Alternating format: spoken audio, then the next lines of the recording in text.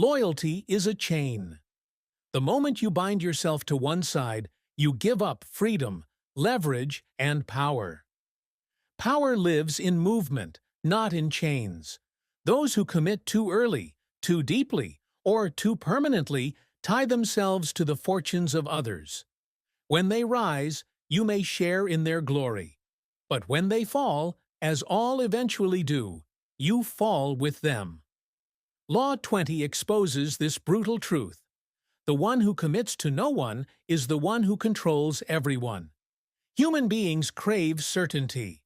They seek alliances, bonds, commitments. To pledge loyalty feels safe. It creates belonging. But safety is an illusion. Every commitment is a limitation. Once bound, your choices narrow. You are forced to defend another's cause, absorb their enemies, carry their failures. Their destiny becomes your prison. The strategist understands this trap.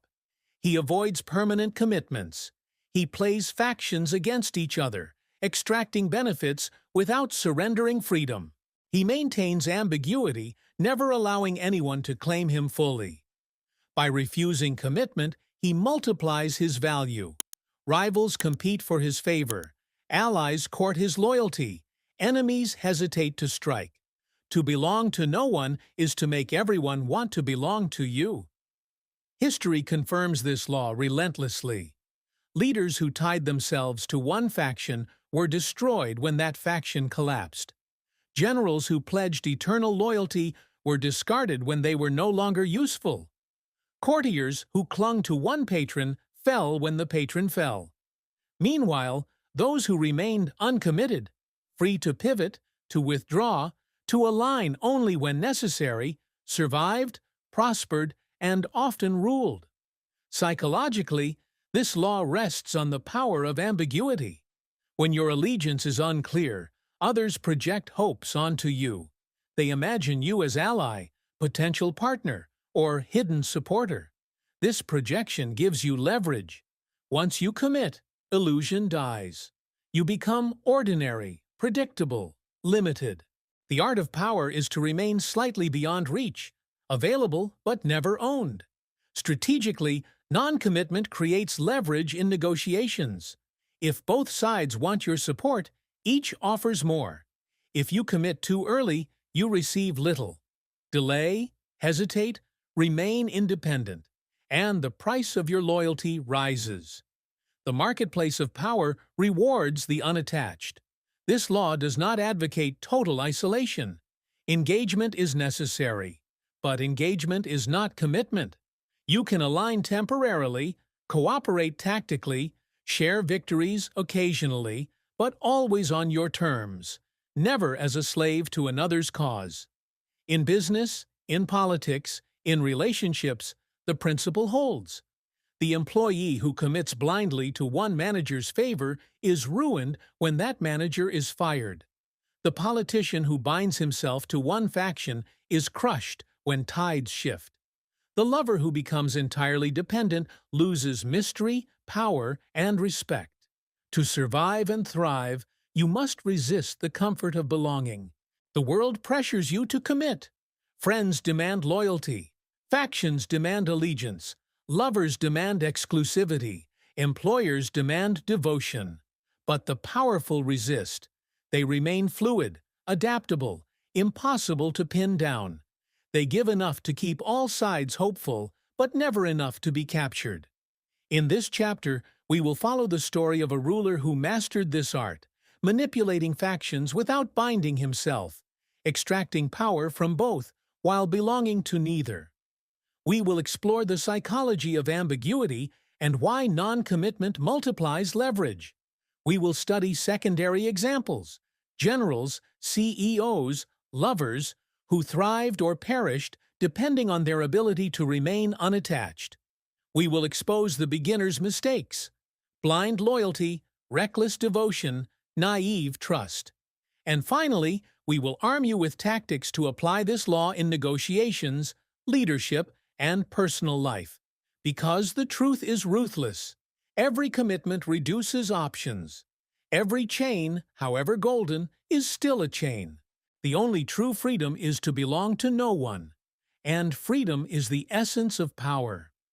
Main historical example. Few rulers illustrate the wisdom of non-commitment more brilliantly than Elizabeth I of England. Her reign, 1558 to 1603, was marked by religious division, foreign threats, and internal conspiracies. Yet she survived and prospered for more than 4 decades, not by binding herself permanently to any faction, ally, or husband, but by mastering the art of strategic ambiguity. Elizabeth understood instinctively what Law 20 teaches. Commitment is limitation, while non-commitment is power. When Elizabeth inherited the throne, England was torn between Catholics and Protestants. To commit fully to one side risked alienating the other.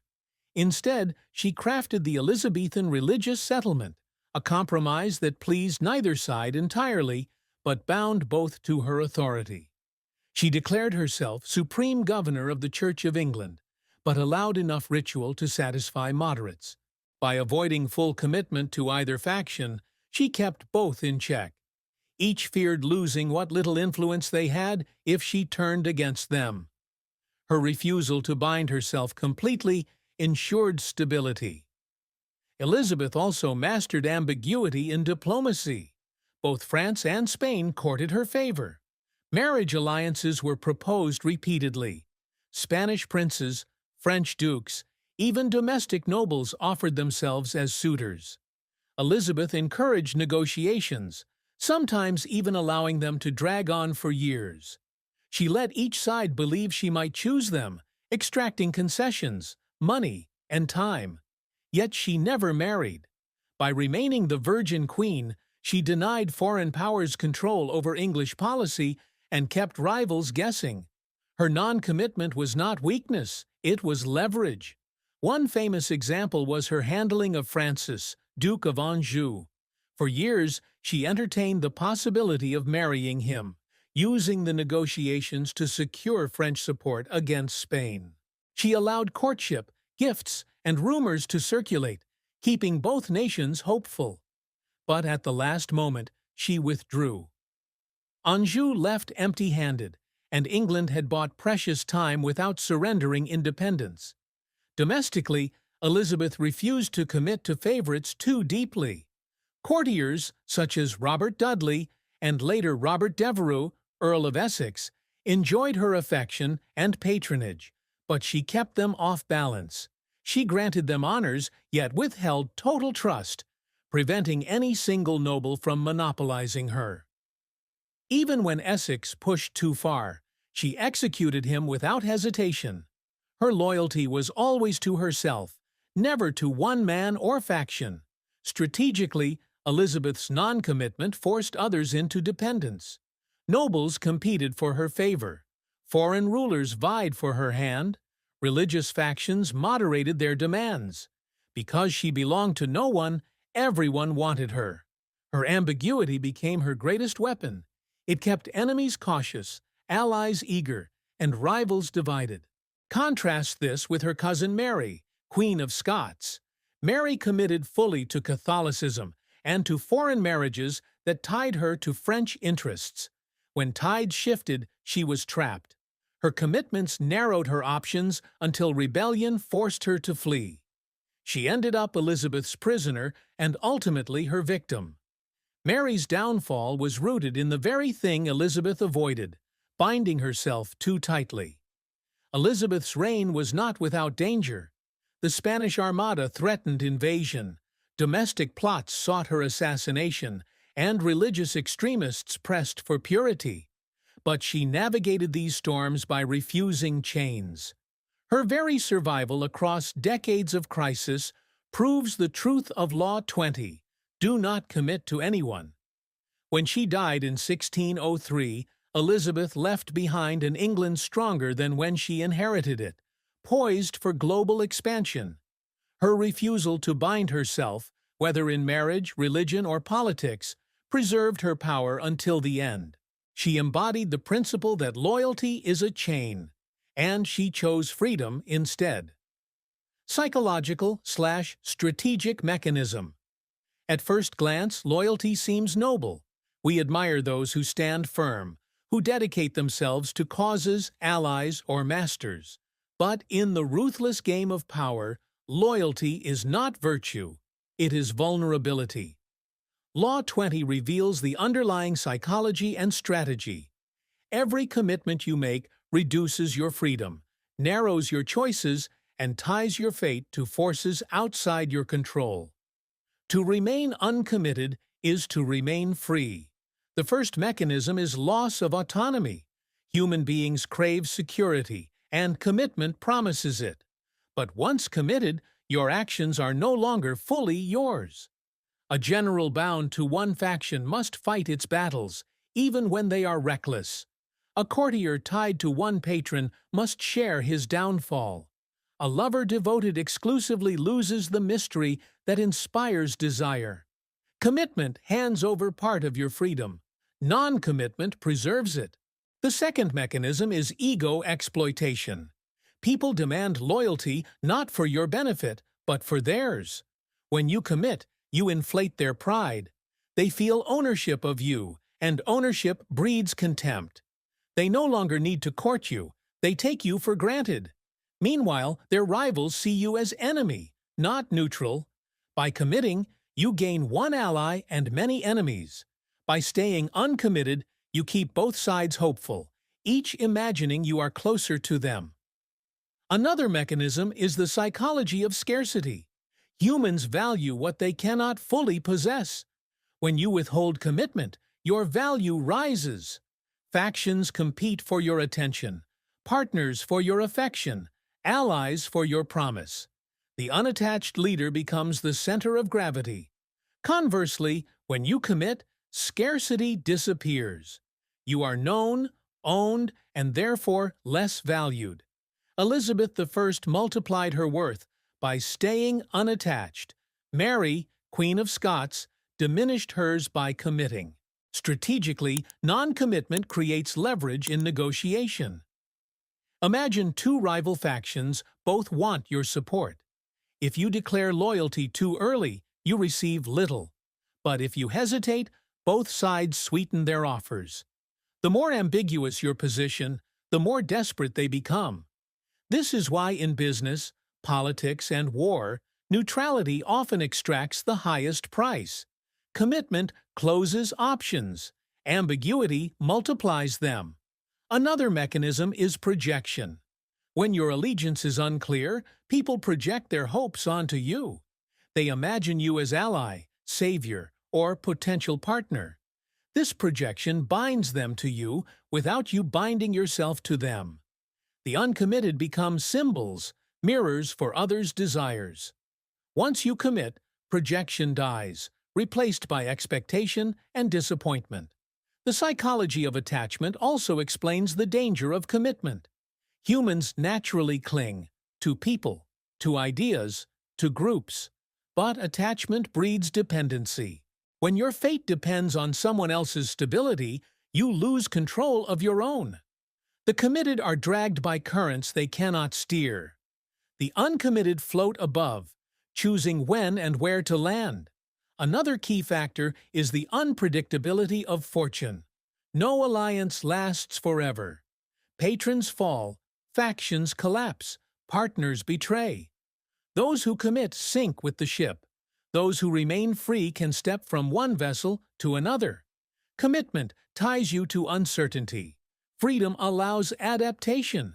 Yet non-commitment is not without risk. Absolute detachment can breed suspicion, appearing cold or untrustworthy. The art is in balance. Engage without chaining. Flirt without marrying. Cooperate without pledging. Show enough warmth to keep hope alive, but never enough to close your options. This is controlled ambiguity, giving just enough to maintain influence, withholding enough to preserve freedom. Psychologically, non-commitment also feeds mystery. People crave to know where you stand. When you refuse to reveal, they obsess. Ambiguity keeps you at the center of attention. Commitment kills curiosity. Everyone knows what to expect. the powerful remain enigmatic, and their silence speaks louder than allegiance. Finally, there is the mechanism of survival. In volatile times, those bound to causes perish with them. Those unattached endure. History is filled with survivors who shifted allegiance when tides turned, not out of cowardice, but out of wisdom. They understood that loyalty is admirable, but fatal, while flexibility is less admired, but far more effective. In essence, Law 20 rests on this paradox. Commitment feels safe, but is dangerous. Non-commitment feels dangerous, but is safe. To bind yourself is to hand others the key to your cage. To remain unbound is to hold the key yourself. Power belongs not to those who pledge, but to those who resist pledging. Secondary examples. One of the most skillful practitioners of this law in modern history was Charles de Gaulle. During World War II, he positioned himself not as a puppet of Britain or the United States, but as the independent voice of France. Winston Churchill and Franklin Roosevelt often tried to force him into clear commitments, yet de Gaulle resisted. He accepted aid, coordinated when necessary, but never fully bound himself. This refusal preserved his legitimacy. When the war ended, he alone could claim to represent France, not as a client of foreign powers, but as its sovereign leader. Contrast this with Philippe Pétain, head of Vichy France. He fully committed to Nazi Germany, binding his fate to theirs. When Germany fell, Pétain's commitment destroyed him. He was tried for treason, disgraced, and his legacy stained. De Gaulle's ambiguity kept him untouchable. Pétain's loyalty doomed him. In business, Warren Buffett exemplifies the principle. Known for his patience, he rarely commits quickly to investments or alliances. Competitors and companies court him, desperate for his approval. By withholding commitment, he raises his value. When he finally invests, the market reacts as though receiving a blessing. His power lies not in constant action, but in selective, delayed commitment. A cautionary tale is Yahoo's alliance with Microsoft in the 2000s. When Google rose, Yahoo panicked. Instead of preserving independence and negotiating from strength, it bound itself to Microsoft too quickly. The commitment limited Yahoo's options, tying its fate to a single partnership. The company lost agility, missed opportunities, and declined. Google, by contrast, avoided premature commitments, forming flexible, shifting alliances while maintaining independence. Diplomatically, the Ottoman Empire in the 16th century thrived by refusing permanent commitments between Christian powers. Sultans would alternately favor France, then Spain, then Venice, keeping rivals off balance. This policy of ambiguity preserved Ottoman leverage for decades. In contrast, smaller states that tied themselves permanently to one power were crushed when that power weakened. Another striking example is Joseph Stalin in the years leading up to World War II. He played both Germany and the Allies, signing the Molotov-Ribbentrop Pact with Hitler, while still negotiating secretly with Britain and France. Though ruthless, his non-commitment bought the Soviet Union time to rearm. Only when Germany invaded did Stalin's bluff collapse. But until then, his refusal to commit gave him enormous leverage. Even in personal relationships, this law operates. Mata Hari, the infamous spy and courtesan of World War I, wielded power precisely because she committed to no one man. Generals, politicians, and officers projected fantasies onto her, each believing she favored them. Her ambiguity was her weapon. When she was finally accused of espionage, it was not her commitments, but her lack of them that made her feared. The lesson across all these examples is consistent. Those who resist binding themselves, de Gaulle, Buffett, the Ottomans, Stalin, Mata Hari, retain leverage, freedom, and mystique. Those who commit too early, Pétain, Yahoo, countless weaker states, become trapped, dragged down by the fortunes of others. The powerful are courted because they are unattainable. The moment they give themselves away, their value declines. The essence of Law 20 is this: the unattached are wanted by all, but owned by none. Beginner mistakes. Beginners in the game of power almost always fall into the trap of premature commitment. They confuse loyalty with safety, belonging with influence, and devotion with strength. In reality, every chain they place on themselves makes them weaker. Law 20 exposes how the naive surrender freedom, leverage, and vision through errors that masters would never make. The first mistake is mistaking loyalty for virtue. Beginners are taught from childhood that loyalty is noble, that standing by one side is honorable. They carry this belief into politics, business, and relationships. But in power, loyalty is rarely rewarded. It is exploited. Patrons expect it, rivals punish it, and once your usefulness fades, you are discarded. The beginner thinks loyalty will secure protection. In reality, it marks him as expendable. The second mistake is committing too quickly.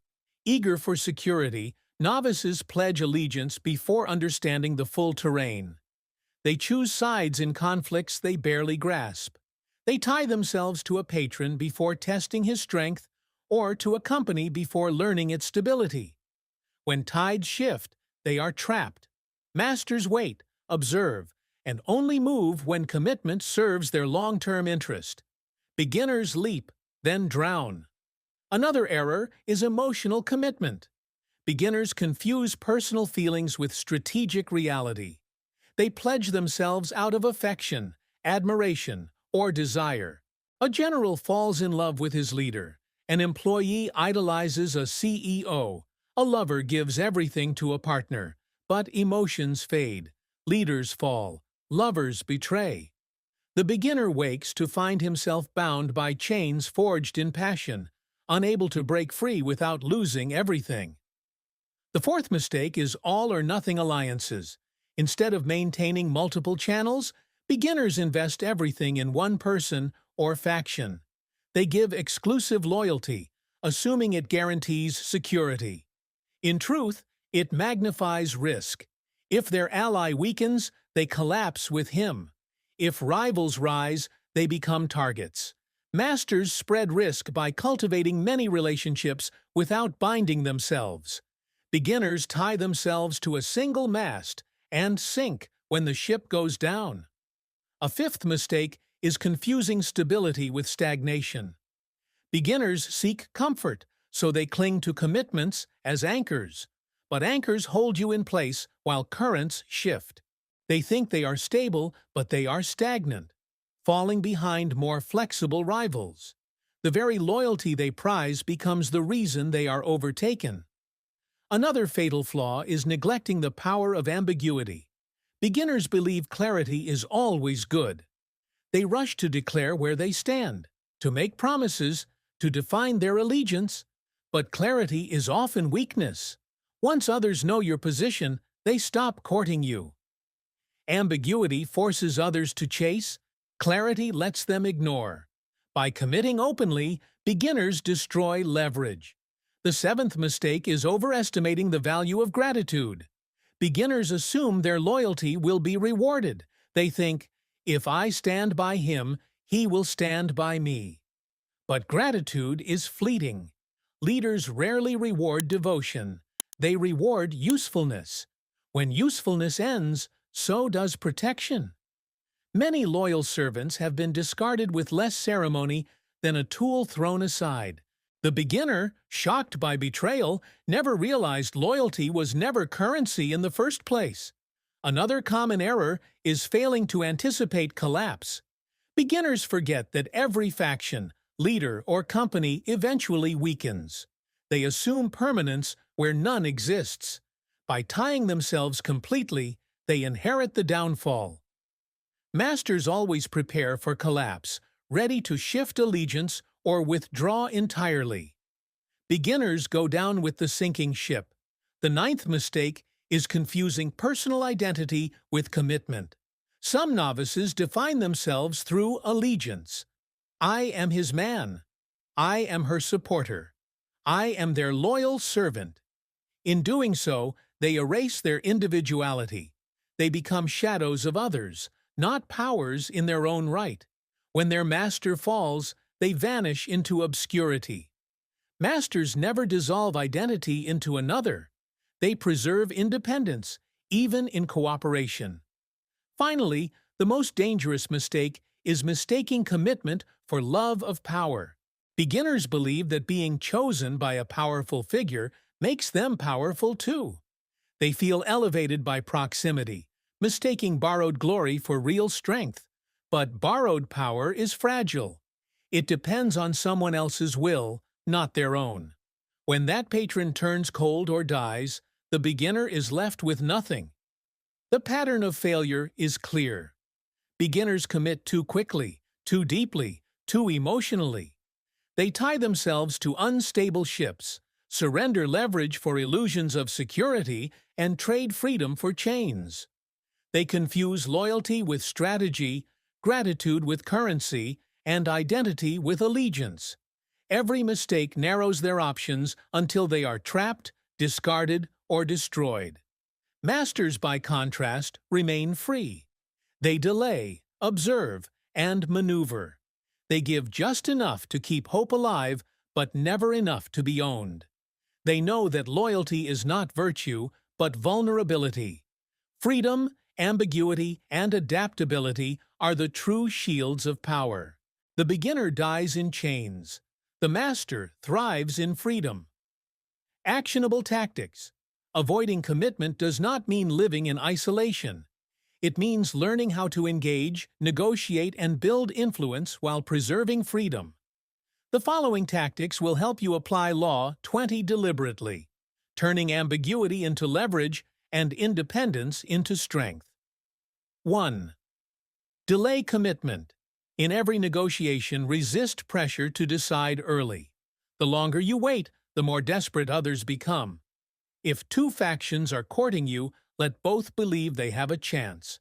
Time multiplies your value. Commitment made too quickly costs you leverage. Commitment delayed extracts concessions. 2. Master ambiguity. Learn to speak in ways that can be interpreted differently by different audiences.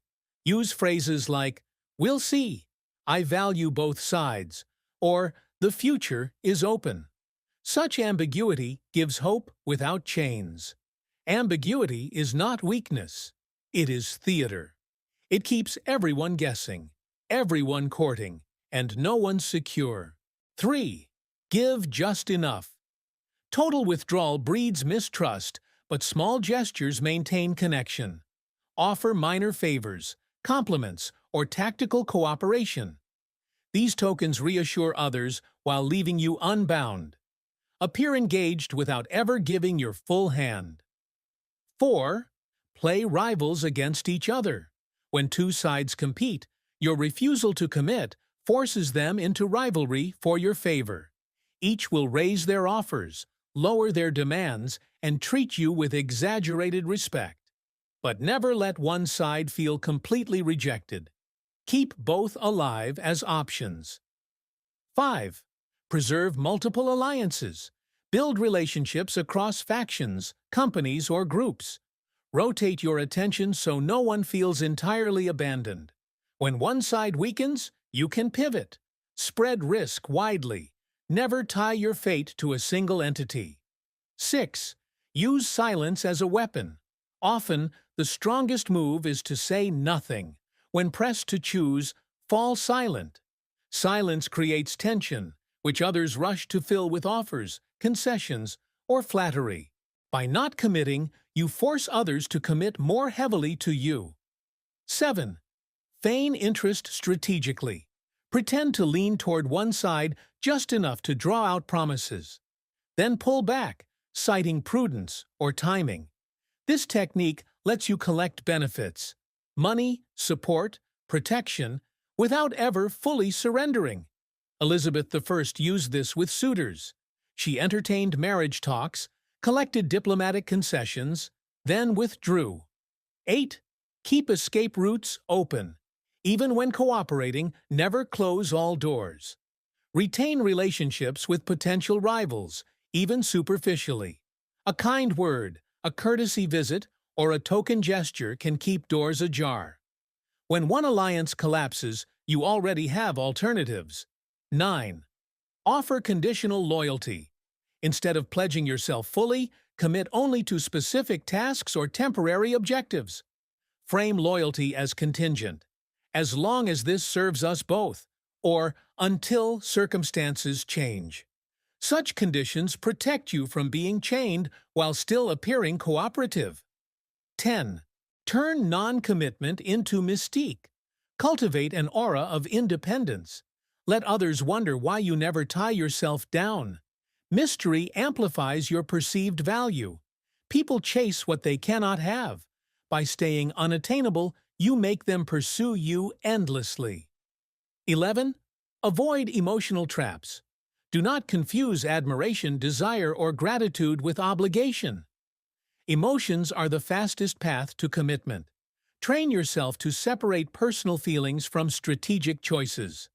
Respect, enjoy, even love, but never bind yourself completely. 12. Use temporary commitments.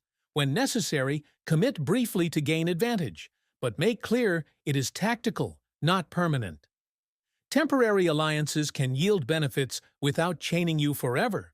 Always leave room to withdraw gracefully. 13. Spread promises. Thinly.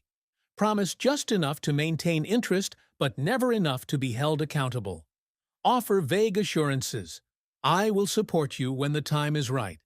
Each side clings to hope, while you retain freedom. 14. Create competition for your favor. Deliberately let factions see that others want you. A person desired by many gains value. By keeping multiple suitors visible, you raise your price without saying a word. 15. Know when to finally commit. Law. 20 does not demand eternal detachment. Sometimes commitment brings decisive advantage, when one side is guaranteed to triumph or when leverage has been maximized. But commit only at the peak of your value, not before. And once committed, act decisively, knowing you extracted the maximum benefit. Together, these tactics transform non-commitment from passivity into strategy. They allow you to engage fully with the world without being captured by it. You become the prize others seek, the axis around which rivals orbit. Commitment chains you. Freedom commands. Conclusion: in the pursuit of power, the instinct to commit is seductive. Loyalty feels safe. Alliances feel secure. Promises feel binding in a comforting way. Yet history shows again and again that commitment is a chain. Once tied, your fate no longer belongs to you. It belongs to the one you serve, the faction you join, or the cause you embrace. When they fall, you fall. When they falter, you bleed. Elizabeth I survived and thrived because she refused chains. She entertained suitors but never married. She balanced Catholics and Protestants without binding herself completely to either. She played foreign powers against one another, giving just enough hope to all while belonging to none. Her ambiguity preserved her freedom, and through it, England's strength. In contrast, her cousin Mary, Queen of Scots, bound herself too tightly to Catholicism, to foreign marriages, to rigid allegiances. When tides turned, she was trapped, powerless to adapt, and ultimately destroyed. Commitment narrowed her options until her life ended in captivity and execution. The psychology of power is clear. People value what they cannot possess. The unattached are courted, desired, and respected. The committed are taken for granted, owned, and discarded. Commitment kills mystery, leverage, and adaptability. Non-commitment multiplies them. This law is not about isolation. It is about remaining fluid.